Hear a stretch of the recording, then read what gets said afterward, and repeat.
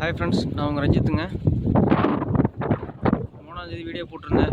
3ஆம் தேதி விதைச்சேன், அப்புறம் அடுத்த வெயில் விதைச்சேன்னு சொல்லி 2 வெயில் விதைச்சேன்னு போட்டிருந்தேன். இன்னையோட 4 நாள் ஆகுதுங்களா. அப்படி 1-2 முளைப்பு இருக்குதுங்க. ஆனால் எல்லை விட புல்லு தாங்க அதிகமாக முளைக்குது. நான் களைக்கொல்லி அடிக்கல. கடையில் கேட்டேன், களை வெட்டுங்களான்னு கேட்டாங்க. களை வெட்டுவேன்னேன். அதனால் களை வெட்டுற மாதிரி இருந்தாக்கி மருந்து தேவையில்லைங்க, செலவு தாங்க சேர்த்து 20 நாள் களை வெட்டி விட்டுருங்க. எப்படினாலும் செடி களைக்கிறது களை தானே வெட்டணும் அப்படின்னு சொல்லிட்டு சொன்னாருங்க. அதனால் நான் களை வெட்டலை, இது மருந்தடிக்கல. நாளைக்கு இன்னொரு வெயில் விதைக்க போகிறேங்க. இந்த பாருங்கள் கீழே, அது கொஞ்சம் பெரிய வெயிலுங்க. ஆனால் கட்டி சரியான கட்டிங்க. நானும் அப்பா மட்டுமே தான், ஆள் விடலைங்க. இந்த 2 வெயில் இந்த வெயில் எல்லாமே நானும் அப்பாவுமே தான் பார் ஒதுக்கணும். டிராக்டர்லேயே பார் கலப்பையை மாட்டி எல்லாம் பாத்தி வாய்க்கெல்லாம் ஓட்டிவிட்டு அது கரையை மட்டும் அணைச்சி விட்டாங்க. நானும் அப்பாவுமே தாங்க.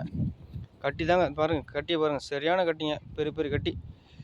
காலெல்லாம் இடிச்சு அந்த மாதிரி போட்டாச்சுங்க. அந்த வெயில் பார் போட்டு முடிஞ்சுதுங்க. நாளைக்கு அந்த வெயில் விதைச்சி தண்ணி கட்டிடுவோங்க. முதல் நாள் 1ஆம் தேதி விதைச்ச வெயில் நாளைக்கு தண்ணி கட்டணுங்க. நாளையோட 5 நாள் முடியுதுங்க. நாளைக்கு இன்னையோட 5 நாளா, 1 2 3 4 நாளைக்கு, ஆமாங்க, நாளைக்கு கட்டி ஆகணுங்க.